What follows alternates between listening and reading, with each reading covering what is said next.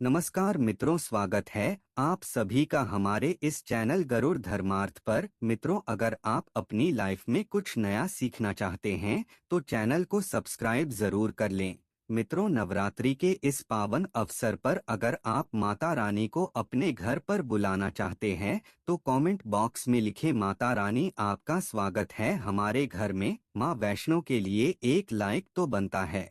मित्रों, नवरात्रि का महापर्व बहुत ही शुभ और मंगलकारी माना जाता है। नवरात्रि के पूरे 9 दिन गंगाजल की हर एक बूंद की तरह पवित्र माने जाते हैं। ये शुभ टाइम भक्तों के जीवन में खुशियों की सौगात लेकर है। आपको बता दें, इस साल माँ दुर्गा नौका की सवारी पर पृथ्वी लोक में पधारेंगी और भक्तों को पीड़ा से मुक्त करेंगी। जब जब माता रानी नौका की सवारी पर आती है तब पूरा संसार खुशी से झूम उठता है। हरियाली की उत्पत्ति होती है, वर्षा आदि होती है, प्रकृति प्रसन्न हो जाती है। इस बार नवरात्रि पूरे 9 दिनों तक मनाई जाएगी, ना कम ना ज्यादा। नवरात्रि का महापर्व इस बार 22 मार्च दिन बुधवार को शुरू होकर इसका समापन 30 मार्च गुरुवार को है। ऐसे में चैत्र नवरात्रि पर मां दुर्गा की कृपा पाने के लिए कलश स्थापना का शुभ मुहूर्त है। 22 मार्च को सुबह 6:29 से लेकर सुबह 7:39 तक शुभ मुहूर्त में की गई पूजा बहुत ही शुभ मानी जाती है। इससे समस्त देवी देवताओं की कृपा प्राप्त होती है और पूजा पाठ का फल कई लाख गुना प्राप्त होता है। ऐसे में जो व्यक्ति नवरात्र आने से पहले अपने घर में ये चीजें लेकर आते हैं उसके घर में माँ वैष्णो का होगा आगमन, माता लक्ष्मी का होगा वास, माँ शेरों वाली आपकी झोली खुशियों से भर देंगी। इसलिए नवरात्र आने से पहले घर में ये चीजें जरूर लेकर आए। जो माता रानी के भक्त है वो अगर माता रानी की इन प्रिय चीजों में से कोई भी एक चीज अपने घर में लेकर आते हैं तो माता रानी अपने भक्तों के घर दौड़ी चली आती है और माता रानी की कृपा से घर में किसी को भी किसी प्रकार का कष्ट नहीं रहता। माता रानी आपके घर में अन्न धन के भंडार भर देगी, आपके घर से दरिद्रता दूर हो जाएगी। तो आइए जानते हैं उन चीजों के बारे में, लेकिन उससे पहले आपसे विनती करते हैं कि वीडियो को लाइक जरूर करिएगा व मित्रों को शेयर कर दीजिए। और अगर आपने अभी तक चैनल को सब्सक्राइब नहीं किया है तो चैनल को सब्सक्राइब करके घंटी वाले बटन को जरूर दबाइएगा। नवरात्र में मां दुर्गा को 16 श्रृंगार जरूर ही अर्पित करने चाहिए। 16 श्रृंगार में लाल चुनरी, चूड़ी, बिछुआ, इत्र, सिंदूर, महावर, बिंदी, मेहंदी, जल, चोटी, मंगलसूत्र या गले के लिए माला, पायल, नेल पॉलिश, लाली, कान की बाली, चोटी में लगाने के लिए रब्बर या रिब्बन। आप मां दुर्गा को साड़ी या लहंगा, चुनरी भी अर्पित कर सकते हैं। माता रानी को श्रृंगार अर्पित करने के लिए मां दुर्गा को स्थापित करने के लिए एक चौकी लगाएं, उस पर लाल या पीले रंग का कपड़ा बिछा दे।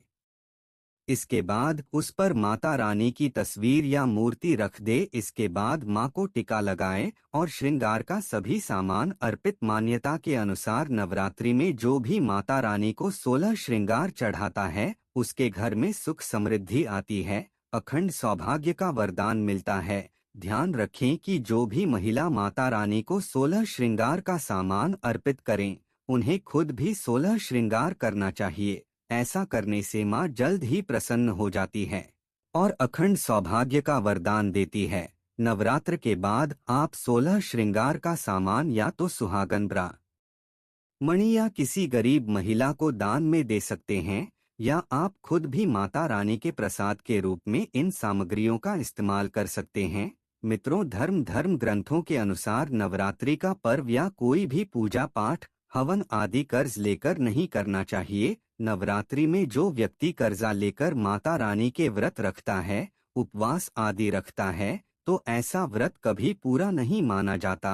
माता रानी की सच्चे हृदय से भक्ति करें, मां आपसे प्रसन्न जरूर होगी। माता रानी को सच्चे हृदय से 1 रुपए के बतासे भी अर्पित करने से प्रसन्न हो जाती है। बस मन में सच्ची श्रद्धा होनी चाहिए। कर्ज लेकर माता रानी के जो व्रत रखता है उसके ऊपर और कर्ज हो जाता है। शनि देव ने भी कई बार इस बात को दोहराया है। कर्ज लेकर कोई व्रत आदि रखना नहीं चाहिए, पूजा पाठ हवन आदि करना नहीं चाहिए। हमेशा अपने पैसों से ही कोई शुभ कार्य करना अच्छा माना जाता है। माता रानी मात्र एक मिश्री के टुकड़े से भी प्रसन्न हो जाती है।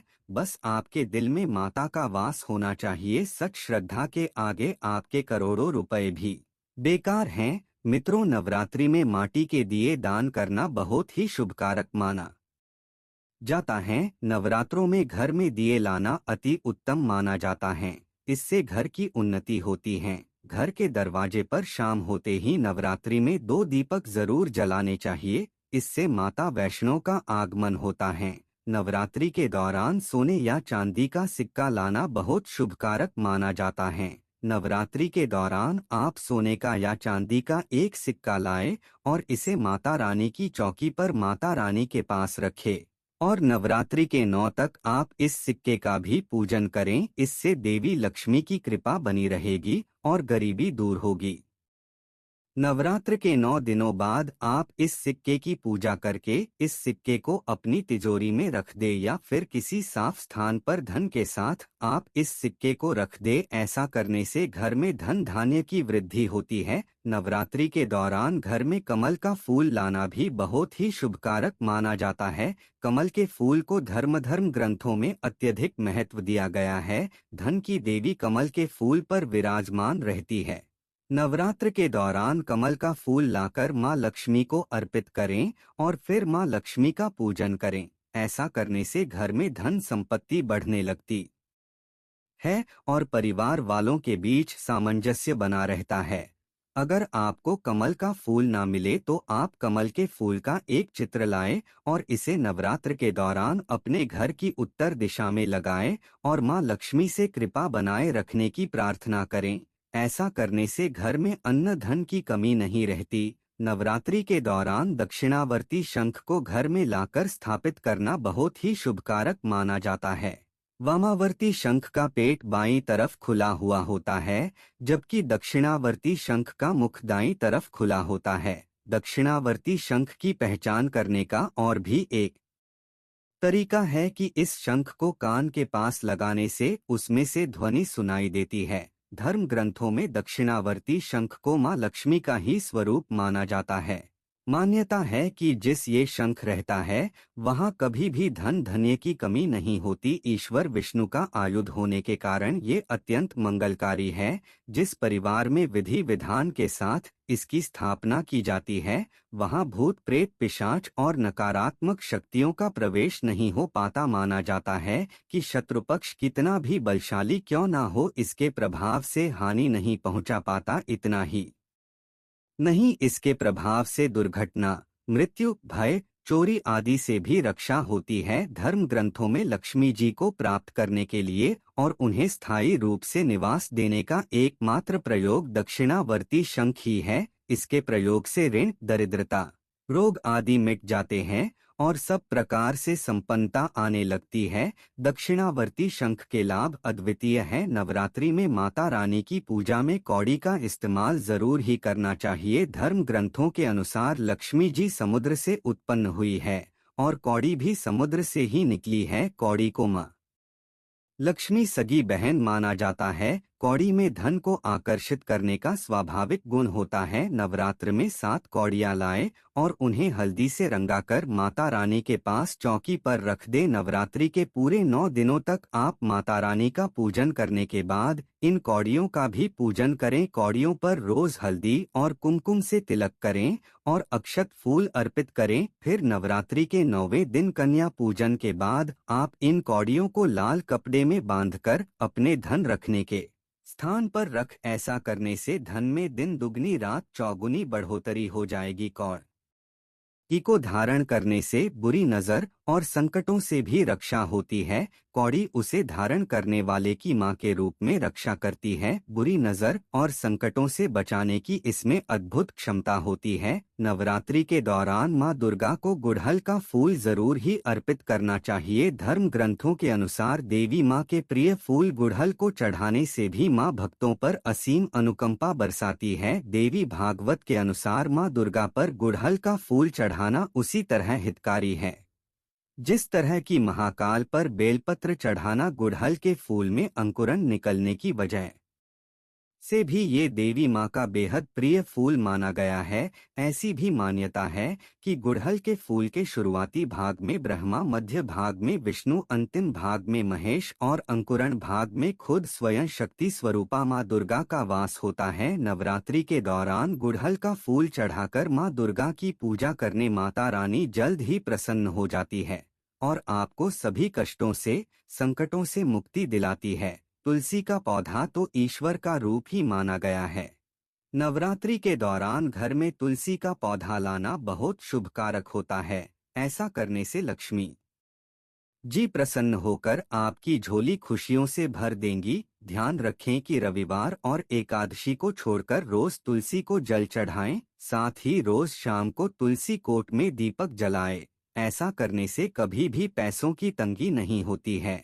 मित्रों, आपने माता रानी के मंदिरों में छत्र जरूर देखे होंगे। देवताओं के श्रृंगार, अलंकरण या महिमा मंडल के लिए जो चीजें उपयोग में लाई जाती हैं, उनमें छत्र प्रमुख है। ये राज, सत्ता और अधिकार का भी प्रतीक है। छत्र आभामंडल, छाया और सम्मान के सूचक होते हैं।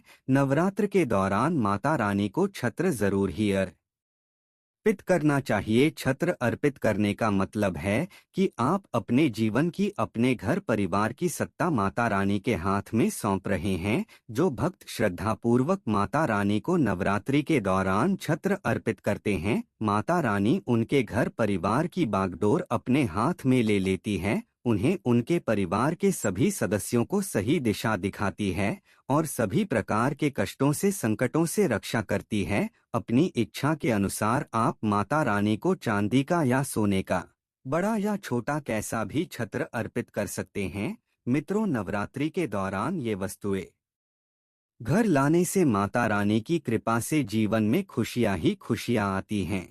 नवरात्रि के अपने घर में इन वस्तुओं को लाने से माता रानी की कृपा से किस्मत खुल जाती है, कष्ट मिटते हैं और अपार धन की प्राप्ति होती है। माता रानी प्रसन्न हो जाती है। नवरात्रों में माता रानी के पास एक मोरपंख जरूर रखे, इससे घर की सुख समृद्धि में बढ़ोतरी होती है। मोरपंख शुभता का प्रतीक माना जाता है। मित्रों, अगर आप माता रानी को अपने घर पर बुलाना चाहते हैं तो कमेंट बॉक्स में लिखें, माता रानी आपका स्वागत है हमारे घर में, जय माता दी माँ वैष्णो।